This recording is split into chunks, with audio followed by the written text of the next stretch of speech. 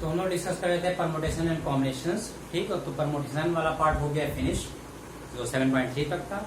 अब हम लोग डिस्कस कर रहे हैं एक्सरसाइज 7.4 जो कॉम्बिनेशन का पार्ट है। ठीक, तो कॉम्बिनेशन के पार्ट में हम पहले आपको बता दें कॉम्बिनेशन में थोड़ी इसकी डिफिनेशन बता दें। डिफिनेशन में मतलब ये कैसे प्रोसीड होता है, ठीक, ये बता दें आपको।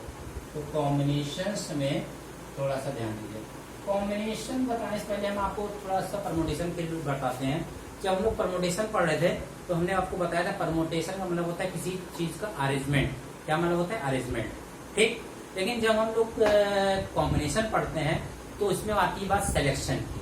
सिलेक्शन कैसा?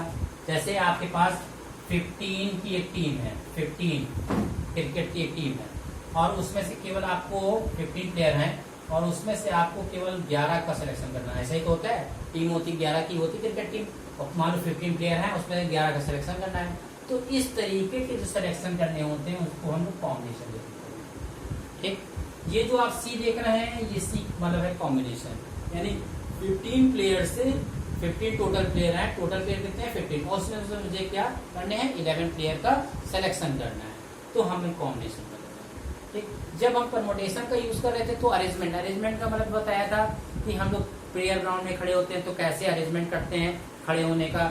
जैसे हम सर्कुलर में खड़े हैं तो सीट पर अगर किसी का अरेंजमेंट करेंगे यहाँ पर तो ये अरेंजमेंट होता है। जैसे यहाँ पर एक मेल बैठा दें, फिर एक फीमेल बैठा दें, फिर मेल और ये फीमेल, तो ये हमारा अरेंजमेंट है बैठाने का। तो ये परमुटेशन का पार्ट हो गया। लेकिन जैसे हमारे पास टोटल मान लीजिए 20 प्लेयर हो और हमें सेलेक्ट करना है उसमें से 11, तो ये पार्ट जो आ जाएगा कॉम्बिनेशन। समझे? तो जब भी हम बात करेंगे अरेंजमेंट की तो समझिए परमुटेशन, और जब हम सिलेक्शन की बात करेंगे, सेलेक्ट करेंगे प्लेयर को, तो वहां सिलेक्शन होगा, प्लेयर का सिलेक्शन तो ही हो रहा है। 15 प्लेयर है उसमें से 11 का सिलेक्शन हो रहा है तो वहां कॉम्बिनेशन होगा। 20 प्लेयर है 11 का सिलेक्शन करना है तब भी हमारा सिलेक्शन हो रहा है, तो ये होगा कॉम्बिनेशन। ठीक, अब आप जाते हैं हम इसके बेसिक फार्मूले पर, ठीक, जो डिस्कस कर लेते हैं। देखिए अगर हम लोग इसके फॉर्मूले की बात करें तो इनके 3 बेसिकली फॉर्मूले होते हैं। ठीक है, पहला फार्मूला जो इसका बेसिक फार्मूला होता है एनसीआर, ये होता है फैक्टोरियल एन, फैक्टोरियल आर और फैक्टोरियल एन माइनस आर। ठीक, जब हम लोग एनपीआर पढ़ रहे थे तो ये वाला पार्ट नहीं होता था, लेकिन जब हम कॉम्बिनेशन पढ़ रहे हैं तो ये पार्ट एक्स्ट्रा होता है। ठीक, वहां पर परमुटेशन में ये पार्ट नहीं होता था फैक्टोरियल आर का, केवल फैक्टोरियल और फैक्टोरियल माइनस आर होता था, यहाँ फैक्टोरियल आर एक्स्ट्रा। अच्छा, एन और आर आप सोच रहे हैं कि एन टोटल गुड्स है उसमें से आर का सिलेक्शन करना है। टोटल गुड्स का मतलब मान लीजिए आपके पास 15 कोई चीजें हैं और उसमें से केवल 10 चीजों का सिलेक्शन करना है। 15 चीजें हैं और उसमें से 10 का सिलेक्शन करना है, तो ये एन का काम करेगा और ये जो काम करेगा आर का काम करेगा। बात समझ में? तो ये टोटल थिंग्स हो गई और उसमें से टोटल थिंग्स में से कुछ चीजों का सिलेक्शन जब करना होता है तो वो जो कुछ चीजें हो गई वो आर और जो टोटल चीजें हैं वो। ठीक, अच्छा, तो ये पहला फार्मूला हो गया। दूसरा फार्मूला देखिए, एक फार्मूला होता है अगर एनसीआर हो तो आप उसको लिख सकते हैं एनसीएन माइनस आर। ठीक, यानी एनसीआर को लिख सकते हैं एनसी और एन माइनस आर का मतलब क्या है एन माइनस आर। जो नीचे वाला पार्ट कैसे लिखना है, एनसीआर को हम लिख सकते हैं एनसी तो वही है और एन माइनस आर का मतलब ये एन माइनस यानी एन से आर माइनस कर दीजिए, यानी इसको भी लिख सकते हैं। अब कभी कभार इसका प्रूफ पूछ लिया जाता है कि आप ये हमें बताइए कि NCR equal to NC N minus R कैसे होता है।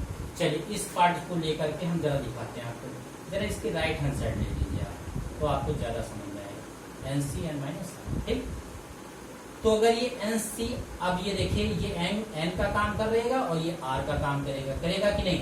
ये जैसा पहला फार्मूला है, ये एन और ये आर। अगर ये पहले फार्मूले पर हम इसको करें तो ये factorial N, factorial N minus R, ये एन का काम करेगा, ये आर का।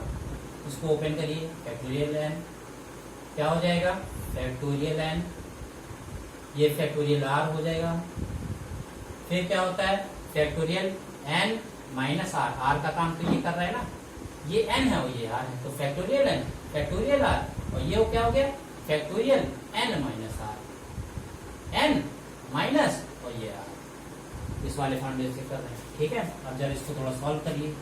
Factorial N minus R, N minus का एन हो गया और माइनस माइनस हो गया प्लस का आर। ठीक, माइनस एन हो गया माइनस माइनस प्लस हो गया। ठीक, ये देखिए कैंसिल हो गया, तो फैक्टोरियल एन माइनस आर और फैक्टोरियल आर इसको थोड़ा सा सही से लिख लीजिए, और फैक्टोरियल एन फैक्टोरियल आर पहले लिख लीजिए माइनस। ठीक, अब आप देखिए इसी को आप एनसीआर लिखते हैं कि नहीं लिखते हैं, जो ये पार्ट आया है इसी को आप एनसीआर लिखते हैं कि नहीं। ये देखिए एनसीआर को आप ओपन करिए तो यही लिखते हैं कि नहीं। ठीक, तो इसका मतलब हम ये जो राइट हैंड साइड लिखी हुई है, तो देखिए राइट हैंड साइड ली, लेफ्ट हैंड साइड आ गई, ये लेफ्ट हैंड साइड ही है कि नहीं। तो हम कह सकते हैं कि आपकी ये जो फार्मूला है बिल्कुल सही है, left hand side equal to, और ये जो पार्ट आया है यही एनसीआर ही तो है, तो इसका मतलब क्या हो गया, ये लेफ्ट हैंड साइड प्रूफ हो गई, तो left hand side equal to right hand side. तो कहने का मतलब ये है कहीं अगर एनसीआर हो तो आप एनसी एन माइनस आर लगाने में आपको कोई दिक्कत नहीं होनी चाहिए। ये हो गया दूसरा फार्मूला। अब जब हम तीसरे फार्मूले पे आ जाते हैं, एक फार्मूला होता है अगर एनसी एक्स हो, क्या हो, एनसी एक्स हो और ये किसके बराबर हो, एनसी वाई के। ठीक, तो इसको दो चीजें लिख सकते हैं, एक तो हम लिख सकते हैं एक्स बराबर वाई, और एक पार्ट हम लिख सकते हैं X plus Y equal to N. ठीक, ये दो चीजें हम इसको लिख सकते हैं। ठीक, ये ध्यान रखिएगा, ये और ये। अच्छा, ये तो नहीं पूछा जाता लेकिन ये जरूर पूछा जाता है, ये कैसे होता है, जरा इसका प्रूफ देखिए, जरा इसका प्रूफ देखिए। क्वेश्चन ले लीजिए एनसी एक्स बराबर एनसी वाई। ठीक, आप ऐसा करिए इन दोनों में से किसी एक को, चाहे लेफ्ट को चेंज करिए चाहे राइट को। चलिए हम लेफ्ट को नहीं चेंज कर रहे हैं, हम राइट को चेंज कर रहे हैं। इसको जरा इस जो एनसी वाई है इसको देखो, इस वाले फार्मूले से कर रहे हैं। हमें बताया नहीं था कि NCR equal to NC N minus R ले सकते हैं। इसी तरीके से एनसी वाई को क्या ले सकते हैं, NC N minus Y, NC और ये एन माइनस वाई ले सकते हैं कि नहीं, इस वाले फार्मूले से। ठीक, अब देखिए, अब इस वाले फार्मूले का यूज करिए। देखिए एनसी एनसी एनसी यहाँ भी बराबर, एनसी यहाँ बराबर है। अगर एनसी एनसी यहाँ बराबर हो जाते हैं तो नीचे वाला पार्ट बराबर है कि नहीं, एक्स बराबर है। तो हमारा कहने वाले ये बराबर है तो नीचे वाला पार्ट अपने यहाँ बराबर हो जाएगा, यानी एक्स बराबर N minus Y. Minus Y इधर लेते आइए, तो X plus Y equal to, ये देखिए ये बात प्रूफ हो गई थी, हो गई। ये देखिए क्लियर है, श्योर। चलिए एक क्वेश्चन डिस्कस कर लेते हैं आज। ठीक, क्वेश्चन डिस्कस कर लेते हैं।